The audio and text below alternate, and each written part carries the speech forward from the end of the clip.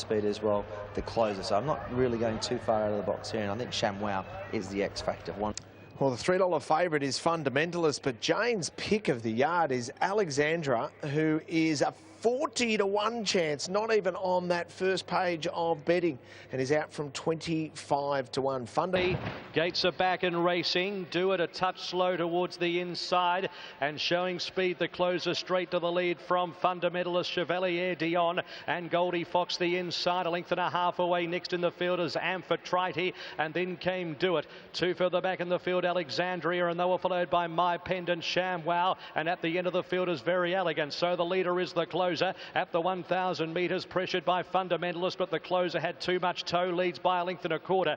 Fundamentalist snicks back to second, 2 lengths Chevalier Dion, followed by Goldie Fox, a length and a half Amphitrite. They were followed by Do It and My Pendant, who's pulling around those from Very Elegant, and behind them Alexandria, and ShamWow is at the end, coming up towards the turn. 600 metres to go. It's the closer by about a half length. Fundamentalist, Chevalier Dion out 3 deep, Goldie Fox 4 deep.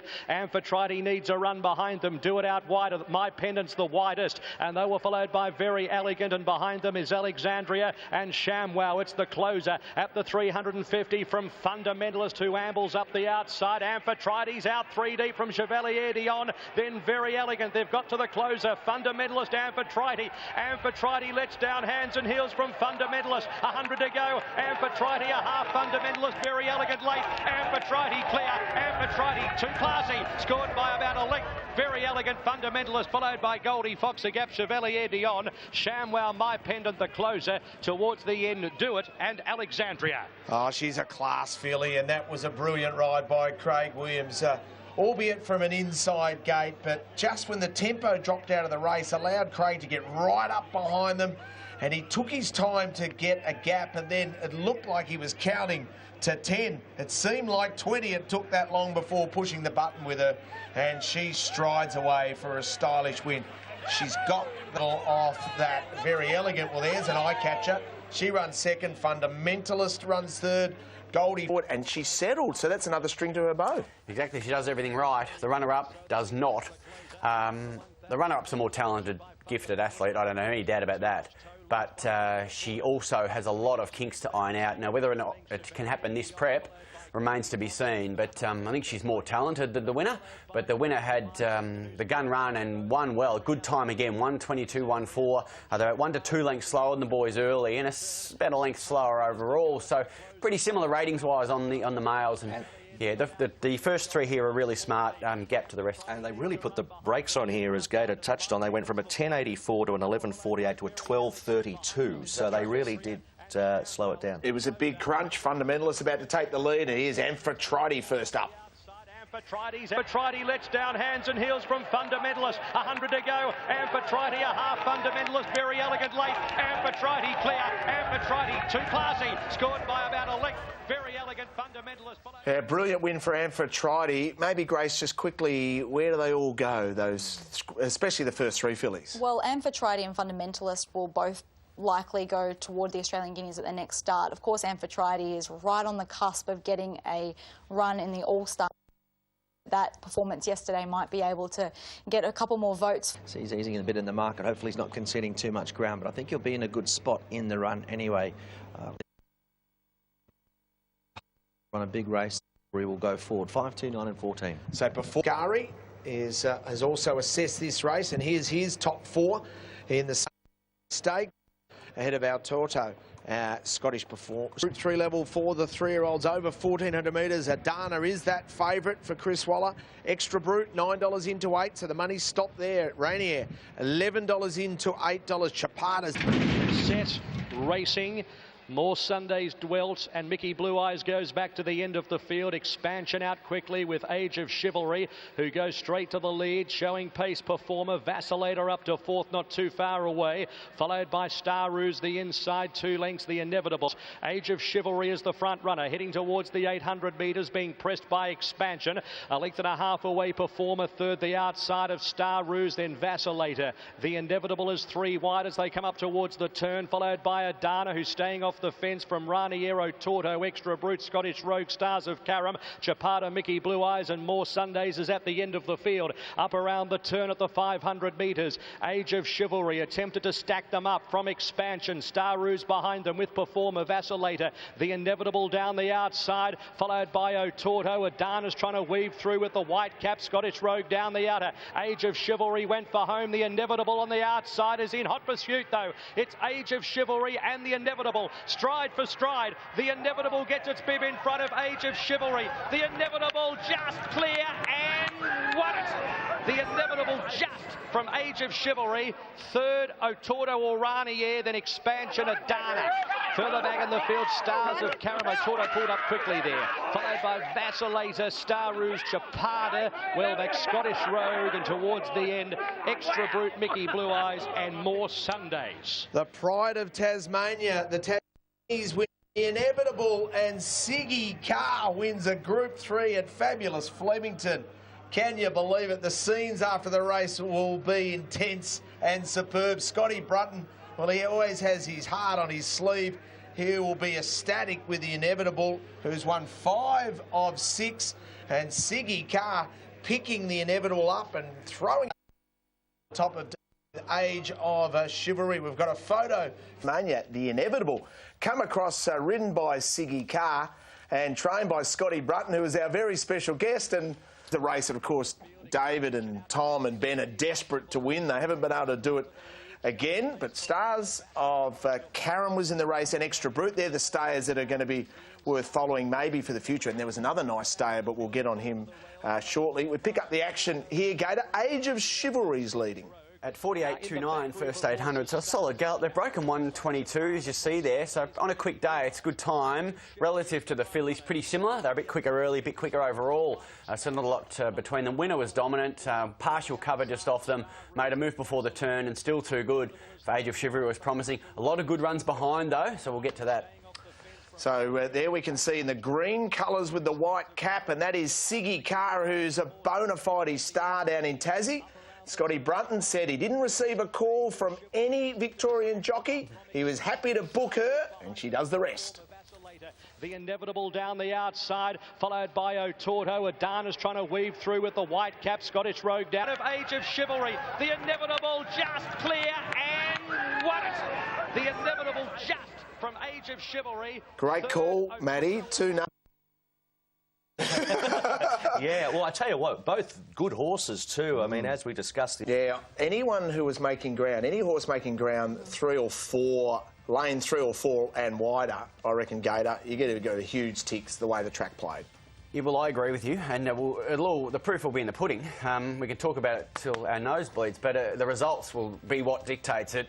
Of those behind, Scottish Rogue found the line well. Chapada was a lovely return. Adana Forgive. Stars of Carrum hit the line beautifully. Luck and also hit the line. So some sneaky good runs in there. Certainly might win. Lightning over 1,000 metres, and you're with the mare in her time. Yeah, her weight for age performance is terrific. The little question mark is 1,000. I'm not going to let that worry me. I think she'll stalk the speed here and she'll be very strong late. Divine Quality, would have preferred drawing a touch low, but I love that performance down the straight. Lean me. Favourite Sunlight can't find a spot for the 3-year-old filly Sunlight, who will start favourite in the Black Caviar Lightning. In her time, well, Ben agrees with you. Graf as well, Sunlight, and then Osborne Bulls. So in her time, at the top of the tree for both of our analysts and the rest of the team. How are they assessing the Black Caviar Lightning star? 3-year-olds or the proven sprinters? Brent's are up. And $3.20 available for the favourite, the 3-year-old filly Sunlight. Tony McAvoy and Luke Curry looking for back-to-back Group 1s in the Festival of Racing. $3.20 available in her time at $4.60. Osborne Bulls at 7 with Written By, who's 9 into $5.50 back out.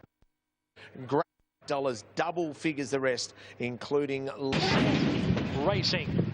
Osborne Bulls from barrier number 5, a touch slow. Divine Quality began quickly with Battle Hero. Glenel's not too far away with Sunlight the outside. They're going to huddle up the middle initially. So the leader, Battle Hero, with Sunlight, who's right up there and written by to the left. And they were followed by In Her Time over towards the rails. Just behind it is Jetta Star, and they were followed by Graff and Glenel. Divine Quality's in the middle of the pack, about 2.5 off the lead from Lean Mean Machine. Well back in the field is Miss Rock, and Osborne Bulls is last of all, but only about 4 off the leader, which is Sunlight just in front of Battle Hero In Her Time. Written by the outside. Behind those horses, Jetta Star, Graff, Lean Mean Machine, and Osborne Bulls is winding up from Divine Quality. It's In Her Time at the 200 and Sunlight. Stride for stride, followed by Written by Osborne Bulls. In Her Time lifting at the 50. Osborne Bulls descending late. In Her Time. Osborne Bulls driving. In Her Time a little bit wayward, but beat Osborne Bulls Sunlight. Fourth Graff, followed by Miss Rock, Lean Mean Machine. Behind them, Written by Divine Quality, Glenel, Battle Hero, and Jetta Star was last. Oh, what a sprinter she is. In Her Time. The mare, a 6-year-old mare, joins Black Caviar as the only one that's 6 years of age at the fairest sex to win this great race. And Corey Brown wins his 3rd Lightning, and Chris Lees, who is a wonderful trainer, has presented her in outstanding form. And she sprints down the middle just to hold off James Cummings's Osborne beat. Graff said, I'll tell you what, I'm going to take some beating in a new market. And I had a little bit of luck on her, but I've had some bad luck on her as well. So to get the Group 1, it's a job well done. The pace was on. Yeah, the pace was solid. I thought I drew on the wrong side, but then when I got here and seen the pattern of the track today, she definitely drew the outside, but I did elect to come to the middle of the track. I didn't want to race in by herself. She jumped good, which she normally doesn't. Travelled up really sweet. It's the first time over 1,000 under race conditions, but big margin, but it was a tough win. I bet you'll be a massive thrill to win a big Group 1 down the straight at Flemington. Yeah, look, she's been knocking on the door to win one of these major Group 1s, I'd suggest, for a long time. So, yeah, you've got to thank Ben Smith. He's done a wonderful job with this mare right throughout her career, and I think Cameron Swan, whose transitions made it very smooth. So, and to Peter Brown for giving us. She got a wonderful ride from Corey today, and it's good to see her hold off the fast finishing second horse. Yeah, things change. Last year, 23.98. Pretty similar early split. Red Zell led in, so overall time a bit slower. So so was it a vintage edition? Well, I guess Nature Strip & Co took a bit of gloss off it. We will debate that as we listen to Matty Hill's call and watch for Osborne Bulls late.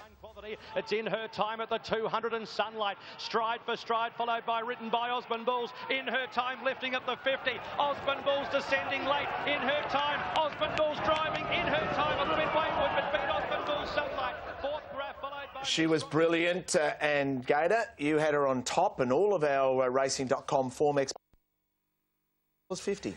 Look, she's high class, no doubt. I guess the query was 1,000 metres, and once it became obvious, to me at least, that the inside draw was no disadvantage, I think it was, you know, I texted a few and said it looks her race now. She burst through, she won. Well, it's her second Group 1 win. As I say, the time was pretty slick on a slick day. 56.6, so a touch slower than last year, Red Zell, Redkirk Warrior. Miss Rock ties the 2 years in. She ran quite well in both renditions of the race. Osborne Bulls was difficult. Finale, if you do believe he wasn't in home, he'll join the list soon of Group 1 winners with that closing speed, like Hellbents, Heavens Above, Politeness, Under the Louvre and 1,000 others. He's a coming Group 1 winner. Well, the first two were outstanding, Mike. What did you make of Sunlight? The breeze the whole way, she ran really well. Yeah, I think that's as good as she can go. Yeah. I think In Her Time is a benchmark mare. I thought she was actually quite soft on the line. It was only a narrow margin to Osborne Bulls, but Corey really didn't get to the bottom of her, I don't think. Just a couple of little slaps there, and it was just hands and heels the last 100. I think that her time, it's her first start ever at 1,000 metres. She'll progress on to, you know, 6 furlongs and maybe slightly beyond. She's a high. Lees and with an elite team. James Cummings, he didn't want to confirm whether after the new on the cards. Third time, give Chris Lees and Corey Brown a big win. Osborne Bulls run second. Yeah, well, she's just a beauty. Well, she looks good down the straight, doesn't it? Hard from the straight, but she's back. She looks to have... She's always had feet trouble, but... Well, he's really coming of age, this Osborne Bulls, isn't he? Sunlight was great, and he got a big tick as well, Graf, 1,000 next time, shaping up well. My attention. Look, solid field here, and he's probably eligible, obviously eligible for... And good support on track for Dreamforce, 8 into 6. 1 or 2 out of line there. Only jumped fairly, the favourite, Brutal, and Dothraki and good time, and Brutal moves up wide. Then came the grey Albumin back on the rails, a couple off to Kaepernick from Noir. Brutal's cast into 3 wide through to Holder's spot, 1 off the fence on the other the quarter, 3 off to Kaepernick on the other. Then came Eckstein, and Lanciato is the last one. It's Dothraki ahead in front to win good time. The unbeaten Colt Brutal inside. Back on the inside, Albumin from Drink. And it gets onto the... They straighten up. Dothraki comes up the rise in front. In good time. Pressure for Brutal as yet. Kaepernick and Eckstein are starting to wind up with good runs. He really has to get into Brutal now. It's Dothraki in front. They find Kaepernick. Brutal's trying to lift in between them. He's trying to do that. Eckstein and Dothraki. Brutal between them. Eckstein wide out. Eckstein. Eckstein's taken out the Southern Cross. Photo for the Miners. Brutal and Dothraki. And Lanciato. Good time with the favourite Brutal. Yeah, well, I think most maps had him just, jumping and cruising across. He just come out in the back foot there, and it looks better than what it is on the side on, because it emphasises horses out wide with that camera angle. So I say he missed it a length, and then it got a little bit whether to go forward or back. I think he was in 2 minds, so he did track 3. I must say, good run. She was sent out favourite, and ran about 250 metres out. She looked like she was in all sorts of strife, but she overcame it and won. 9, 2, 6 and 8. Yeah, well, after sitting as favourite basically all week, Miss Fabulous, she's on the drift now, replaced by Sylvia's mother. Well, this morning, Miss Fabulous... It's open now. They're off and racing, and Terminology anticipated the start brilliantly. Is going to lead by a good margin early from Madame Rouge and Melt. Nikita Jane will settle in 4th. Sylvia's mother gets a fairly front. They're followed then by Autumn, Graceful Glamours. The race inside the 750. Terminology a half in front to Madame Rouge. 2 after the New Zealand filly Melt on the outside of Nikita Jane. Then Sylvia's mother in 5th. Graceful Glamour the outside. Then Eldorado. Back to Pahutakawa on the inside of Autumn. Looks as though Miss Fabulous will ride for luck on the fence. And a Hood is the last one. Terminology leads by 3/4 to Madame Rouge, but they're well clear of the... Eldorado dreaming into the clear, then Sylvia's mother, Miss Fabulous 6 off, making ground on the fence, but Madame Rouge is storm clear at the 150 from Nikita Jane, powering home. She's coming quickly, Nikita Jane, going after Madame Rouge, and Nikita Jane got up to win the light fingers. Nikita down Madame Rouge, and Miss Fabulous. Then followed by Melt, Eldorado dreaming, Sylvia's mother, further back to Autumn from a Hood, and Graceful Glamour. She won a maiden and then ran 3rd in a flight stakes at her 3rd start. First up, 1,200 metres, she wins a light fingers stakes, overpowering Madame Rouge.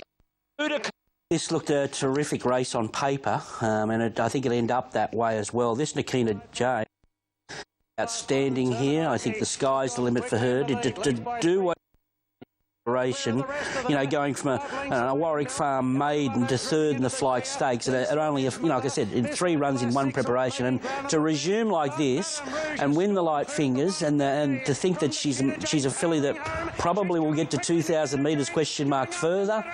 She runs down a flying Madame Rouge there.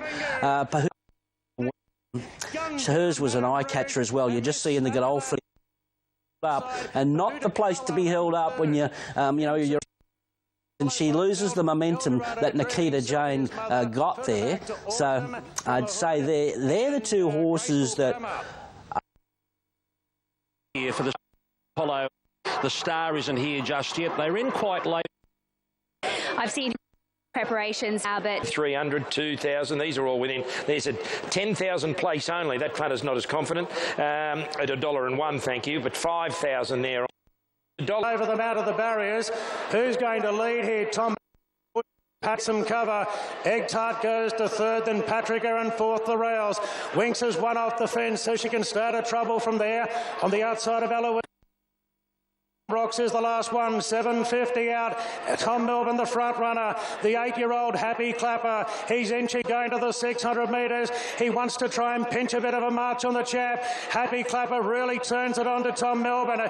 Then Egg Tart, Patrick Erin, and Winks is 4 lengths away as they come around the turn. Tom Melbourne, the inside of Happy Clapper. Stride for stride. Egg Tart third.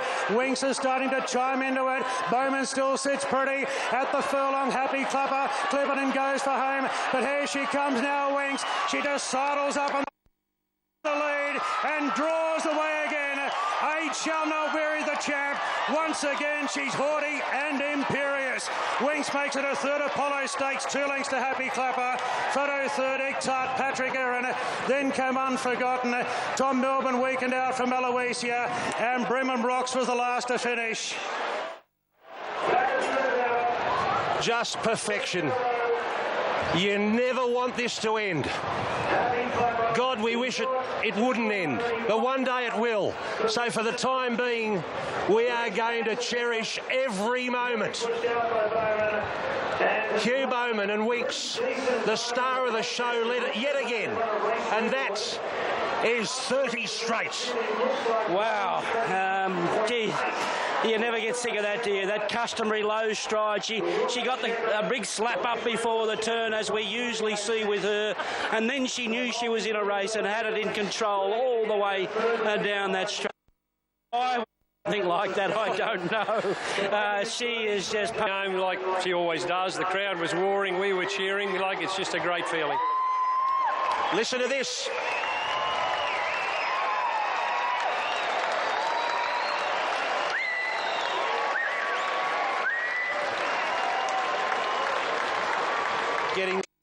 She deserves to get another big cheer as she goes down. Huey's going to... But, you just hope that you get a trouble-free run, safe run, they come home safe. In that position, look, she just showed how good she is, and that's what everybody wants to see, and it's becoming more of that. Look, making sure that the fans from worldwide now get to see her and at her best, and she certainly was today, first up. Were you feeling it a bit today? Yeah. More so than normal, because we're getting closer to the end, aren't we? Oh, I guess every race is a little different in its own way. The first race is always hard. The grand final is always hard, and it's pretty hard. How do you feel this reception to the mare that she so richly deserves? What goes through your body? Just very proud. Simple as that. I can't say much more than that without getting emotional. It's just great for racing. And the pressure body.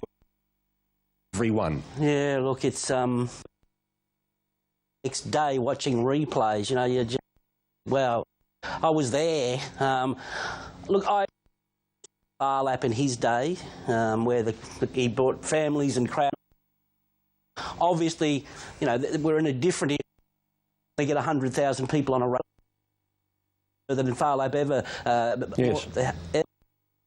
And she has just been so good for racing. And will get some cover.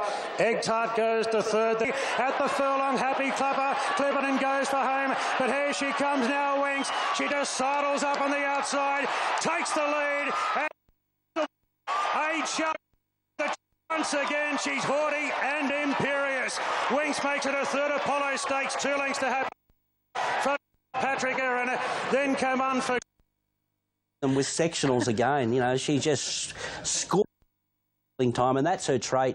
And even as she gets older, you think, oh, is 1400 going to be too short for her now? And does she want a mile first up? No, she just adapts to every situation. And Bowman just give her that customary, you know, big slap, just one down the shoulder to say it's not trial day, it's race day. Away we go, girl. And it was just pretty to watch, Lizzie. Yeah, well, once he did that, almost See that she gets her head down, she gets that daisy cut action, and she is just upsides, happy clapper all of a sudden. She goes past egg tight, you know, she just lengthens, and then he's like, whoa, steady. He didn't realise that she was going to jump into the bridle so quickly. I think she's going as well as ever. I mean, she was eased down and she was only a margin outside of the track record, so she's absolutely flying, and she's a credit to. Been to the races in America, and so to go there on a day and have normal public people coming up, they have Winks Friday nights. They call Friday Winks Day, and they sit up at night and they have parties to watch her race. And the same in England. I know so many that are, you know, their alarms go off at 3 a.m. to be able to get up and watch her. Now, they want to watch her live. Yep. They're not just watching replays. That's excitement. The They watch replays of everything else, but they're wanting to watch it live. They don't want to wake up to see if she's won. They want to know she's won. Yeah, and Roddy, you know why? Be able to enjoy. You can't lose anything. No matter what happens, you treat that day as a celebration day. Absolutely. 100%. You take some hankies and tissues, that's what you do. Age shall not bury the champ. Once again, she's haughty and imperious. Winks makes it a third Apollo Stakes, 2 lengths to Happy Clapper. Darren Flindell, take a bow. We're running out of things to say about her, except considering she's beaten a 3-time Group 1 winner again in Happy Clapper, 4th time he's been runner-up to her, and he's also had a 3rd as well. Is that as good as she's gone 1,400 metres on a dry track first up, Mike? Occasionally you get nervous with Winks in a first up run, but yesterday there was not one point in the race where you thought, you know, she might be under pressure. She normally hits that little bit of a flat spot, but yesterday she jumped beautifully and put herself in the perfect position, and that race was over at the 800. Gator, how did you analyse her? She went fast. Yeah. Good and fast. 120, it's a misnomer, that horse. 120.88, so 0.3, a couple of lengths off of the track record, if you don't mind, first up at 1,400. Tom ran along. He didn't first couple of hundred, but then really built his speed, which suited the superior athlete, absolutely. The faster they go, the more she's advantaged. Far too good, Is she great stuff. possibly getting better, or is she just maintaining her level? I don't think she's getting better. Going back and looking at her spring wins outside of... Obviously, the win at Flemington was odd because they crawled and she was able to reel off those sectionals. But even her Cox Plate win just rated down a fraction on her previous Cox Plate win. So I don't think she's getting any better. But she's got 10 or 15% buffer anyway. Yeah. You know? It's like the old Deion Sanders. He's slowing up, but he's got a yard to lose. Yeah, that's right. So she might...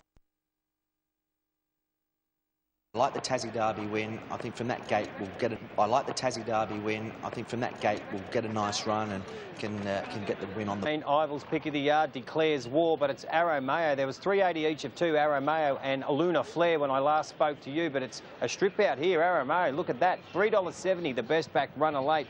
And the gates are back, they're racing. Cossatot from barrier number 1 began with zest, with also Legenda's Secret Blaze, and not too far away is the filly Luna Flair. De Grabby's going to slot in behind those horses, followed by Florida Dream and Long Claw from Aramayo. Around those is Twin Spear and Boomstock on the improve. Declares war.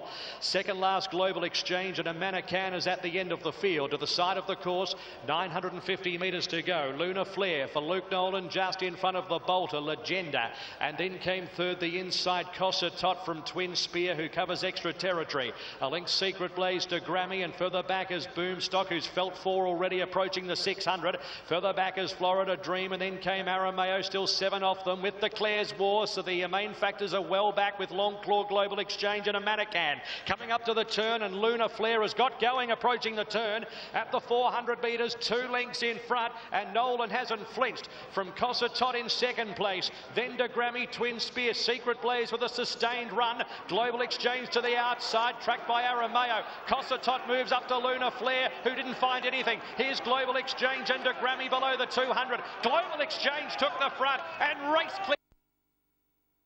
Ducks in, 2 lengths in front, followed by Cossatot. De Grammy declares war at Aramayo, but it's all Global Exchange. Too strong, 2 1/4. Second Cossatot, third either De Grammy or Aramayo from Declares War. Further back a Manican, Secret Blaze and Florida Dream, Boomstock, and then Long Claw. Well back in the field then Luna Flair in company with the Twin Spear, and Legenda got tired and finished last. Global Exchange emerges as a quality 3-year-old who may be a factor as we get towards 2,000 metre plus races in the colours of Wonderful World, and the owners would be agreeing it certainly is after watching that. Ben Melham combines with Kieran Maher and Dave Eustace, and was supported is Kieran Maher and Dave Eustace, and Kieran joins me, a colt by Dundeel, who... The WA visitor. Let's have a look at the up-to-date market from Sportsbet for race 4. $5.50. Kafila is steady. Newsgirl in $6.50. And they're racing. Queen Ladiva dwelt and missed it by a length and a half. And Angelic Ruler goes back to second last and tries to muster early. Newsgirl straight to the lead from Street Icon, followed by Your Long Meteor, who's going to settle right behind the speed as they head towards that first, the side of the track at the 900. Newsgirl the leader by a length and a half. Second is Street Icon, two further back. A length, Your Long Meteor, followed by Zero. Further back is Food 2, a length and a half, Angelic Ruler, Queen Ladiva, and last Quafila. They continue their journey towards the 600 metres, and it's Newsgirl in a relaxed rhythm by about 2 lengths. Two in second, Street Icon, a gap Metronome, Your Long Meteor. Further back is Zubo, 6 off the lead. Over the top there of Food 2, and they were followed by Angelic Ruler. Well back in the field, Quafila and Queen Ladiva. So it's Newsgirl into the straight at the 300 metres. Street Icon getting closer. Metronome to the middle, running up behind them for 2. Zubo down the outside. Angelic Ruler and Quafila are winding up. They've got to Newsgirl with 150 metres to go. Here come the swoopers. Quafila, Zubo and Angelic Ruler. Quafila's the one. Quafila over the top, 1.5 length. Angelic Ruler, Zubo. Photo fourth, Newsgirl was clinging on. Your Long Meteor not far from her with Queen Ladiva. Then Metronome, Street Icon, and for 2. Oh, that was some win. First up, Kafila comes storming down the outside to win. And Lindsay Park Racing get an early double on Blue Diamond Stakes Day, a day they've dominated in the past. And they've done it with Shad. Yes, not much change here. It's all one-way traffic at $1.40. Zustain. Now, he's drawn barrier 2. Be interesting to see here. Long January drawn the 1. He'll probably lead. Craig Williams, you would think, would stay out of trouble. The Terbium. Racing. Zustain away fairly and Poised to Strike may have even taken a little bit of a leap there at the start. Irukandji led Terbium, followed by Poised to Strike, and they were followed. So Terbium off the rails with a margin from Irukandji, and they continue their journey past the 650. Irukandji boots up on the inside to lead Poised to Strike. Terbium 3 deep, followed by Your Long January, and at the end of the field is Zustain. Coming up towards the turn, it's Poised to Strike, one off the fence, just shading Irukandji at the 400. Terbium 3 deep, then came on the outside. Zustain clicked up. Your Long January needs a run, so it's Poised to Strike under the whip outside Irukandji. Terbium makes a line of 3 and hits the front. Zustain with a challenge here. Terbium, 200 to go, kicks away. Terbium, 2 lengths to Zustain, and then they fight out third, but Terbium 4 from 4 in a surprise. Terbium 1 and a length and a half. Zustain second. Third, Your Long January from Irukandji, Poised to Strike. Terbium. What a boil over there. So the hot pot, the unbelievable colt by the name of Zustain, is defeated in a small field in the Zeditave Stakes, and defeated by the pride of Birdsville in Terbium. Philip Stokes, John Allen, and for the Brook family, and Peter Moody spoke in great detail about the Brook family and their contribution. Touch slow, over-raced. What did you make of it here? Winner was fantastic, 3 wide. No, very good win. We should touch on Zustain. I mean, he doesn't know he's $1.40, so look, if he was on Twitter, he probably wouldn't look Saturday night because he got savaged. It's not his fault, but look, he did do a lot wrong, over-raced. What I didn't like was this last bit, you know, in the straight, running in behind the winner. That leaves me a little concerned. And then I look at the Autumn Sun, another 3-year-old colt, and he just pins his ears back. And I didn't see it in a Coolmore when he had his chance to run past Sunlight. I got the feeling that Sunlight wanted it a lot more than he did. And he sort of saying to himself, hey, I'll get fed the same. If I don't win, it's fine. You run, I'll place. All that Seinfeld good stuff. Winner was good. Winner? Yeah, where do you rate the winner? No, look, nice win. I don't think he's a superstar or anything, but he sat wide and he sprinted quite nicely. Unfortunately, we didn't get much of a guide on the clock because they didn't go hard early. 35.7 first 600. So the Blue Diamond field would have been leading them 9 or 10 lengths halfway through. So it wasn't a real test of endurance either. I'm not probably going to get bumped a bit wide on the turn. Brave Smash, I thought was good the other day. Lander Plenty looks super. Oh, listen, I'm classing it Straw's best of days each way. looks phenomenal. Probably didn't have a lot of luck the other day. C. Williams looking to redeem himself after not his finest hour in the last race. It's a terribly hard race, and you could not begrudge any one of these horses for taking home the Group 1 this afternoon. We're not going to help punters out very much because... Yes, well, she's been very well back. $2.60, Elise. Back out to $2.70, but 50% of the hold in this unbelievable Futurity Stakes is Elise. Land of Plenty's been very popular. Outside of that with Brave Smash too, with the money that we're holding. Le Romaine's been steady. And as I mentioned earlier, Red Curve. And they're racing. Manuel was a touch slow. Ring-a-ding-ding goes back to the end of the field with Land of Plenty. Material Man began very well. Manuel, after a tardy start, is going to muster up on the outside. Malaguera just behind those. Le Romaine improves to fourth. Elise's up to fifth out very deep. Then Redkirk Warrior, Brave Smash, Hartnell, Magic Consul, Land of Plenty second last. Ring-a-ding-ding is at the end. Manuel took it up towards the side of the track. 950 metres to go, and again is going to try and slacken from Le Romaine, and is doing so. Material Man third, the inside, followed by Malaguera. A length and a half to Brave Smash. Elise is sixth out three deep. Redkirk Warrior one off the fence. A length Hartnell, Magic Consul. Second last Land of Plenty. Ring-a-ding-ding is at the end of the field. 600 metres to go. It's Manuel by a half. Le Romaine, a length and a quarter. Material Man. Malaguera forces three deep. Elise four deep on the final turn. Brave Smash runs up behind them from Redkirk Warrior. Hartnell tracks Elise. Then Land of Plenty four off the lead from Magic Consul. Ring-a-ding-ding. Manuel joined by Malaguera and Le Romaine. Elise the outside has company. Brave Smash needs a run badly, and Land of Plenty down the outside at the 200. Malaguera with Elise the outside. Land of Plenty late. Elise and Malaguera. Elise, a magnificent mare, won it by a half. Malaguera third photo. Hartnell poking through, or Land of Plenty. Manuel followed by Redkirk Warrior. Brave Smash was climbing over them. Material Man, Le Romaine pulls up quickly with Ring-a-ding-ding. Land of Plenty towards the back with Magic Consul. Land of Plenty pulling up quickly, involved in a photo for the miners, but it's Elise. What a mare she is, and Elise has continued her wonderful return. She was breathtaking up in Sydney with two super performances at 1,200 metres. Wasn't she close?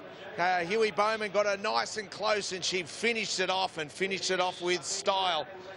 Ones, and plenty of good horses have won this race, but this mare is in absolutely great form. Yeah, she's a class animal, there's no doubt about it.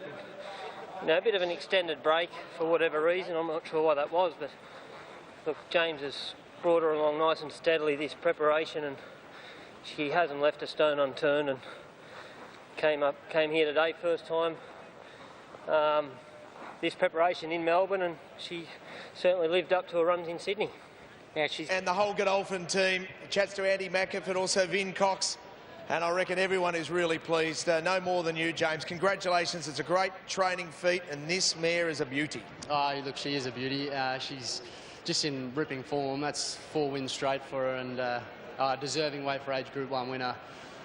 But they don't hand them out. I mean, that's probably the toughest I've seen a horse of mine ever win a Group 1 in such fashion. But she's just been able to absorb the pressure.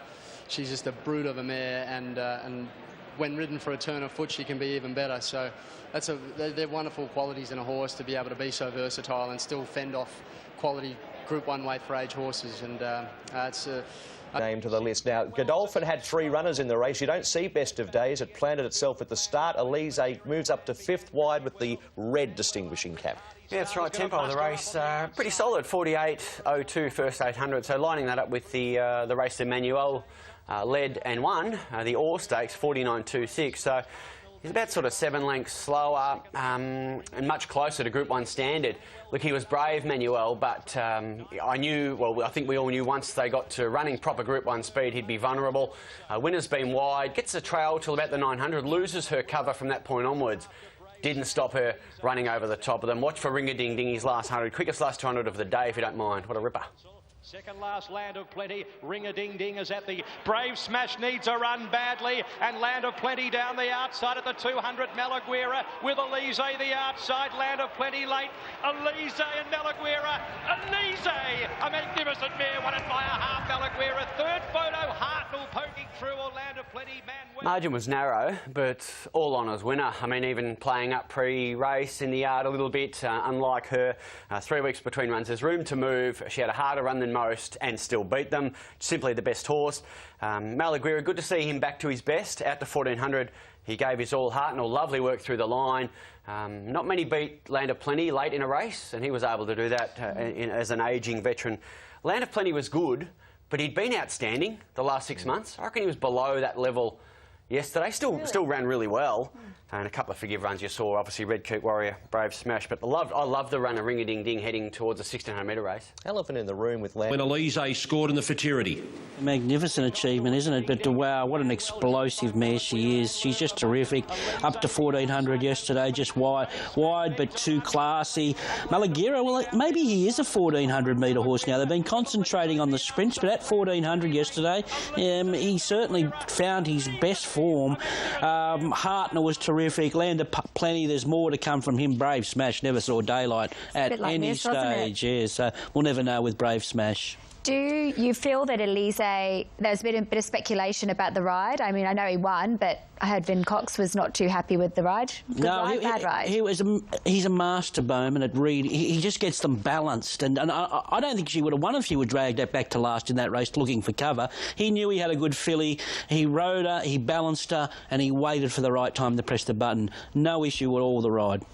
3 occasions, and Ben Mellon takes the ride. Easy to make a case for. Won the preview and the prelude, and did it the tough way too, up on speed. Because I think if we see what we saw last start, she'll take a power of beating. Lyle will get a good run, right in a mix. Hawker Hurricane of the boys, I think, looks the best. And Catch Me. Well, the fillies dominating the markets, $5 each of 2 now. Loving Gabby and A Theory are battling out as favouritism here. Good pushes for these two late. With that, Liar out to $6.50. I'm Immortal, little specking, into $9. Nothing else has really moved outside of the top 2, basically. Loving Gabby and A Theory. Locked away for the Blue Diamond. 1200 metres, stalls are back and they're racing. Gamekeeper towards the inside, away fairly. I Am Immortal began well with Shotmaker the outside. Free of Debt is showing a little bit of pace and driving through along the inside as Vinakunka. They were followed next in the field, out deeper on the track, trying to press on Catch Me. I Am Immortal onto the course proper is the leader. From Ballarosa, Vinakunka, followed by Free of Debt, and next in the field, out deeper, Catch Me from Shotmaker and Drassy Avenue. Also in that group of horses is Lankan Star. A length away, Loving Gabby, and they were followed by A Theory, 2/3 down from Hawker Hurricane, Gamekeeper. Liar second last, Brooklyn Hustle at the end. I Am Immortal at the 450 leads Ballarosa, Free of Debt, Vinakunka behind them. Shotmaker out deeper on the track with Catch Me, followed by A Theory who tracks those. Lankan Star has run up behind them. Loving Gabby with a lot of traffic. Brooklyn Hustle and Liar to the outside. Free of Debt moves up to I Am Immortal at the 200 metres from Lankan Star. Brooklyn Hustle under the arches running on with Liar. Free of Debt with 100 metres to go. Liar is descending with Brooklyn Hustle. Liar over the top. Liar's won the diamond. 3/4 Lankan Star, Free of Debt, photo for The Theory of Brooklyn Hustle, then Loving Gabby, I Am Immortal. Behind those, Andrassy Avenue. Further back was Catch Me and Shotmaker, Vinakunka. Ballarosa, Hawker Hurricane and Gamekeeper was last of all in the Blue Diamond. And it's a Godolphin Blue Army victory in the Blue Diamond, but it's not James Cummings, it's Anthony Freedman. Each and every year, the Freedman stable, they've had a wonderful association with Darling Godolphin over the years. They get 5 or 6 yearlings to work with, and they've produced a beauty here. Before the race, she looked a treat. She'd come on from a prelude win, and Liar has defeated Lankan Star and Free of Debt. It looked to be a moment when Free of Debt, when it hit the front, it could have been a dream for Chris Begg and his team of owners. Brooklyn Hustle and A Theory flash late. So the fillies... I knew there'd be speed on. I didn't want to bustle her and probably end up a pair back further than I'd hoped, but I knew the speed was on and had the horses around me to sort of follow into the corner, and when she got out, she started to quicken and had Brooklyn Hustler come to her outside. When she felt it, she took off, and she wasn't going to get beat from there. So I was a bit... We've run so far. And a 3/4 sister to Impending, and now a Group 1 winner. She's worth some money. Yeah, I think, you know, she's homebred, and You know, they have a great system, and she came to us, as they all did, in beautiful condition and beautifully educated, and it was just a case of sort of developing her and get her to keep improving into this race. But the Freedmans and Darley and Godolphin. We're looking for Lyre in the all blue and the blue cap, quicker than standard the first 400. Yeah, they did come out of the gates quick, yeah, over 5 lengths, quicker early, and then steadied off. You could tell that to the eye. So those horses up front certainly had a task, especially given, you know, a few of them were the males, and the lead-up races didn't really rate highly enough for them. 1, 2, 4, 5, 6 home, all fillies. You see Luke gets back there, probably not in the A1 spot. You'd have to say in the running, a Theory had a better spot, but still surged late, so strong at the end of 1200. At the end, I Am Immortal at the 4th. Lyre's descending with Brooklyn Hustle. Lyre over the top. Lyre's won the diamond. 3/4 snake and star free of dead photo for the Theory. Look, it was a quicker day than last year. Pretty similar early split to Written By, I mean, within 4 100ths of a second. Overall time reasonably significantly quicker, and a real run-ons race, as mentioned, the fillies 1st, 2nd, 4th, 5th and 6th. Lyre's given him a start and a beating. Obviously loving Gabby, the one who will never know if she would have been in the finish. She probably would have been, but it's all guesswork. The horse with clear air ran straight past a Theory. Brooklyn Hustle had its chance. All those run-on horses had their chance. So for mine, it's all honours with the winner.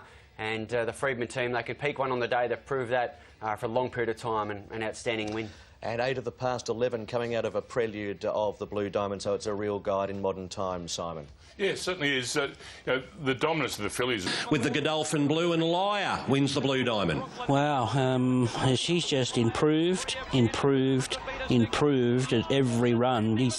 What a season Anthony Freedman's had, you know, grand final-wise. When he gets one up for a grand final, he has an incredible, over the last, well, this season, he's had an incredible strike rate. And this is one good filly. I'd be interested to see if she wants to come for the slipper. Lincoln Stars obviously battled on okay there.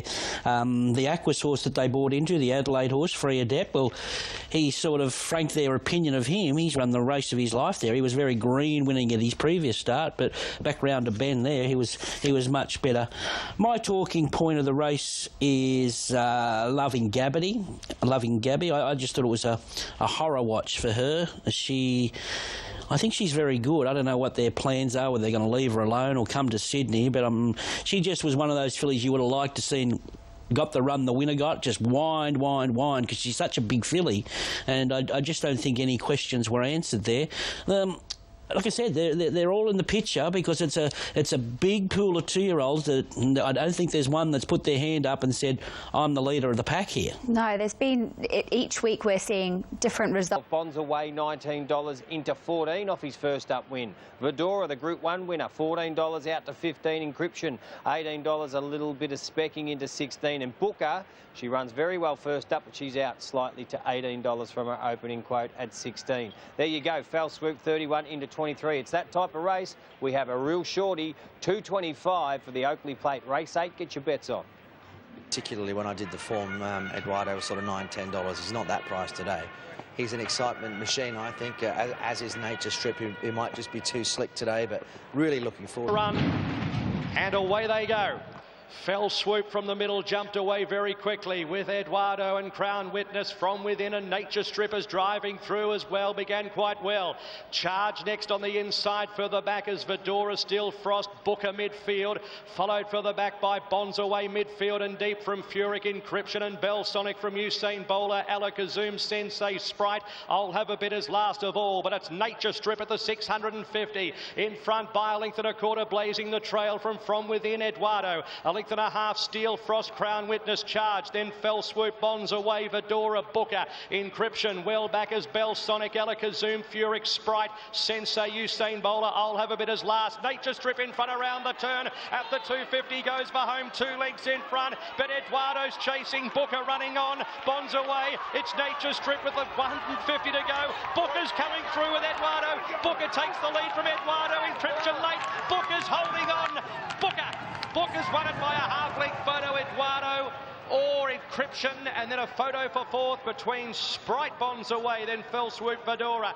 Back behind them, Nature Strip, who got the stitch from Belsonic. Alakazum Charge, Steel Frost from within, Crown Witness, Sensei, I'll have a bit, and Furyk amongst the tail enders. Fourth in the race last year, a winner this year. Booker wins for Matty Ellington and Simon Zara, the combination that was able to win the VRC Oaks. They win a great race in the Oakley Plate, and it was assisted by a sweet ride by Dean Yendall. Well, Dean Yendall gets a great last 100 metres when Nature Strip got tired. It looked Eduardo's. Encryption storms late to be in the frame for Godolphin, but Hutch, it is a super win to a wonderful mare. With his an absolute clinic, Chris Simons, that was some ride by Dean Yendall. Absolutely, Dean Yendall, what a ride.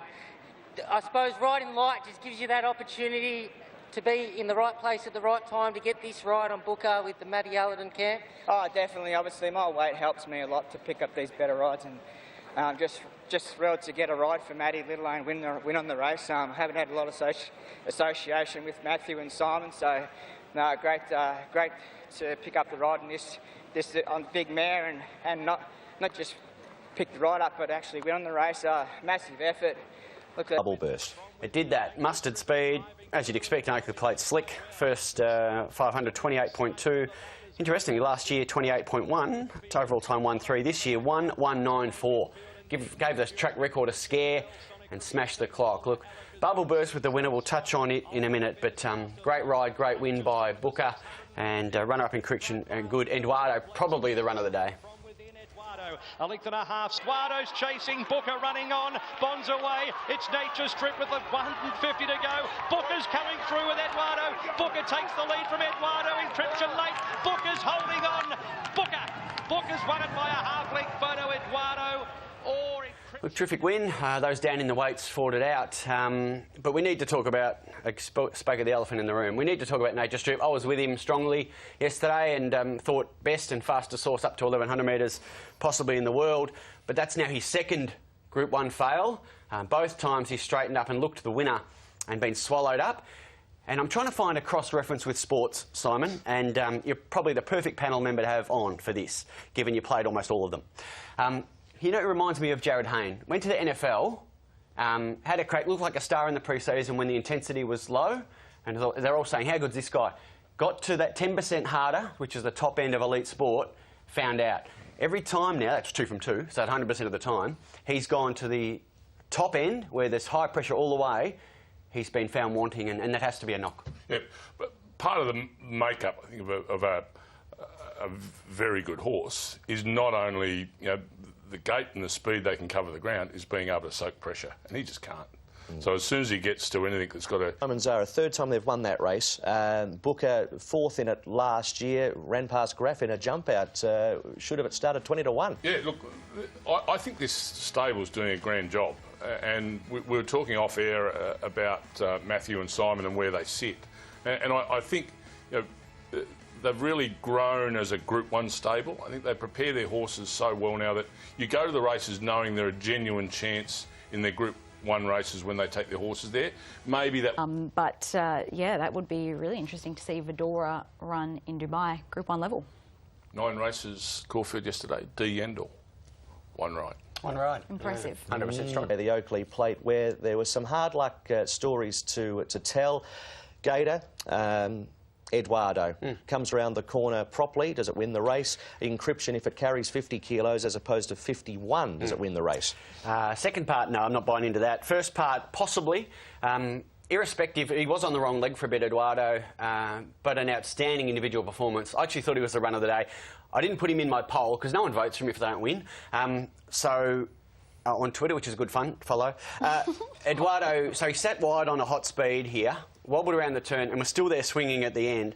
First, second, fourth, fifth, seventh, all run on horses, clearly. Overall time, absolutely through the roof. A phenomenal individual performance. He can win a Newmarket on that, and he's $13.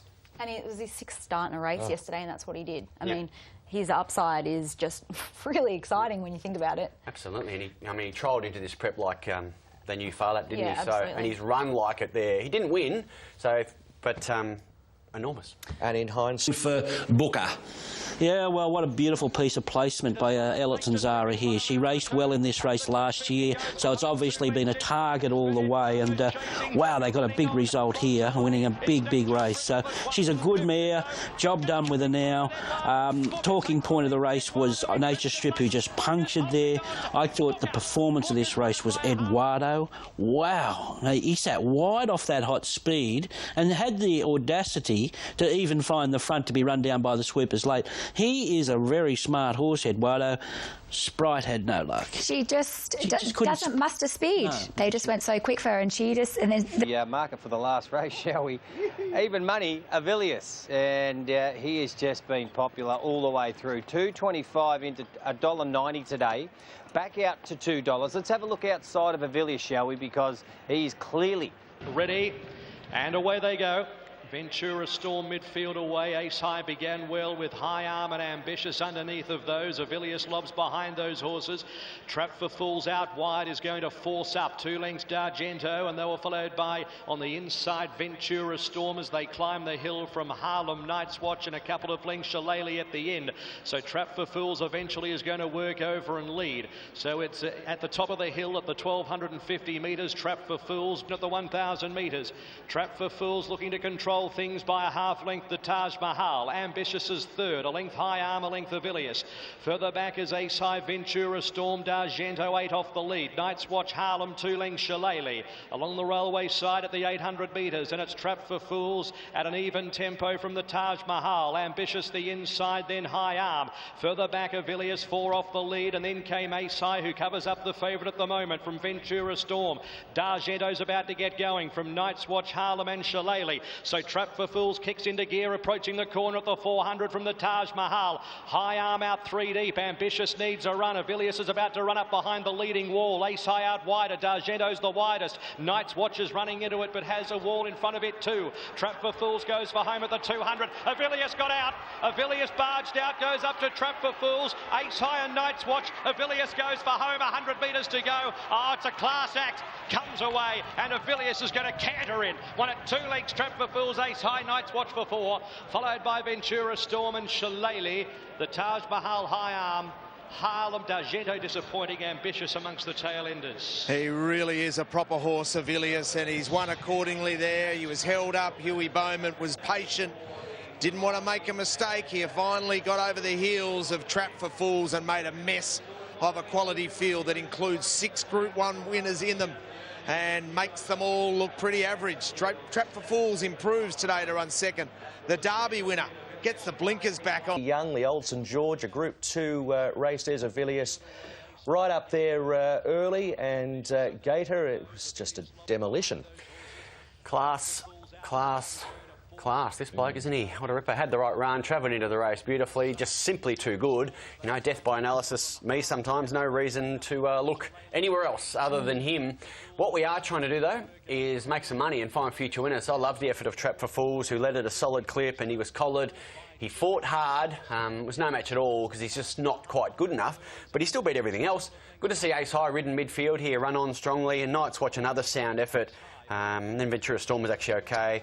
Then they sort of opened up behind them, didn't they? It's good to see Ace High hit. It would have been great to find out what he does. It doesn't seem to have any chinks in his armour, though. He can settle anywhere. He runs terrific sectionals off a slow speed or a fast speed. Nothing seems to bother him. And even there, where he's coming out behind Trap for Fools, there was no exaggeration there. He just came out like a Mercedes-Benz and kept stride and kept quickening. You know, whereas you'll get a horse, even say a Night's Watch. You know, if you're pulling him off heels, the next thing, you know, it's like turning a caravan around. You've got to resettle him and rebalance him to go. But you know, Avilius, he just floats. He wouldn't know what a caravan is, to be fair. There are going to be a couple of Lloyd Williams, Liam Howley horses running first up in the Australian Cup. We're going to see Rekindling and Almandin, as well as the Taj Mahal, head in that direction. To it, doesn't it? So it certainly does, and we know these horses are going to be trained to the minute for this race. So they... One of the highlights of the day coming up here, race 2, the Shandon S Silver Slipper Stakes, 1,100 metres, Group 2. Now we're right. They're off. Border Warrior blew the start, and Whiteout Cardiff and McLaren won the start. So McLaren and Cardiff go at it early. Time to Rain caught out deep. Futurity going through on the fence from Chicago Bull, and a good gap back to Sword and Border Warrior. So Cardiff is really speeding along in the lead of the 750 by 2.5 on McLaren. Then Time to Rain followed by Futurity.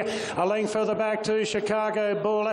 Then came Border Warrior, and Tassord is the widest runner coming to the corner and trying to make ground now. Cardiff 3 lengths clear coming to the corner. McLaren's in hot pursuit in second, followed by Time to Rain. Then came Futurity the rails, and Tassord's getting to the outside, 5 off the lead, 300 metres to run, and Cardiff 2 lengths clear from McLaren. Time to Rain. Futurity needs to lift. Now Tassord starting to wind up on the outside as Time to Rain takes the front. Tassord though faces a big job to get him. Time to Rain's going boldly in the lead from Tassord right through into second. Time to Rain bounces back today. Time to Rain by 2.5 to Tassord. Born a Warrior grabbed third. Then McLaren from Cardiff. Futurity, well, he didn't pick up at all in the straight. And last to finish was Chicago Bull. He's back. Time to Rain is back. There was a glitch at Warwick Farm in the Lonhro Plate, but make no mistake, this horse is a real contender for the Golden Slipper. Time to Rain. He puts a big gap on a quality field. He's Golden Slipper. Time to Rain. He puts a big gap on a quality field. He's gapped the Golden Slipper favourite to sort. Born a Warrior, the first starter. I think most of us just thought that's the end of him when he got beat up first up at Warwick Farm as an odds-on favourite, but Gary Portelli had faith in the horse, and he's way back on target now. Look, let's face it, going into this race, we thought this was the cream of the crop, and he's absolutely destroyed him. I don't think he got all favours there. To sort was good. Although he had every hope, he was presented off at the right time, off a hot speed there, and no real excuses except that he went into that race with one soft trial on a bit of a testing track. So I think he's the one that has to have the upside. Unfortunately, he's got to live with that boom that's on him now, and that'll be affected by the price. But I'd say his supporters lost. He lost no supporters there for sure. He might have even gained a few. Born a Warrior was great. Futurity, well, he's up for the Golden Slipper. The market has shortened Liar into $11. In fact, 2 horses out of that Blue Diamond. Liar goes to $11. Loving Gabby is a $15 chance. To sort didn't change. $4.50 going into the Silver Slipper. In Defeat comes out as a $4.50 favourite. Exhilarate's yet to be seen. We'll get him into a nice rhythm. 3 wide turning for home so that he's not getting interrupted, and the rest is out of our hands. If he's up as good as he was as a 3-year-old, have no problems, but yeah, we'll wait and see. Is he the horse that really switches on race day? Yeah, definitely, yeah. 55. At the moment, he's bouncing between 150 and 155, the Autumn Sun. He's currently at 150, and as he bounces 150, 155, Vega Days bounces 390. When the Autumn Sun is 150, Vega Days is 390. The Autumn Sun, $1.50 favourite, and the gates open. They're off, and Vega Days jumped brilliantly. Landed 3/4 in front to Pequiri, holding a forward spot. Bondi moves up on the outside. Then Purple Sector, Rancho Notorious, and the Autumn Sun last about 3 off the lead of the field. Rancho Notorious. Vega Days unbeaten in 3 starts. The front runner by 3/4 at the 800 of Bondi. 3/4 back on the inside to Pequiri. Purple Sector, 1 out, 1 back. The Autumn Sun's pinned away on the fence from Rancho Notorious. So the 3-time Group 1 winner, the Autumn Sun's last about 3 off the lead. It's Vega Days just in front, but Bondi is starting to turn the screws on now on the outside, and they're starting to really wrap it up on the turn. Vega Days and Bondi, the Autumn Sun seeing plenty of daylight, and McAvoy revving up the favourite now. Bondi on the outside of Vega Days at the 250. The Autumn Sun is starting to mow them down now. It's Vega Days, Bondi, the Autumn Sun a length off them. Vega Days is fighting back, but the Autumn Sun in the middle is making a race of it now, the favourite. He moves up, grabs the lead, and he does it again. The Autumn Sun, a great return to racing. He beat a very brave Vega Days. Bondi third, Purple Sector home well, then Rancho Notorious, and Pequiri was last in. It wasn't run to suit him, but he's just too good. The Autumn Sun back with a bang.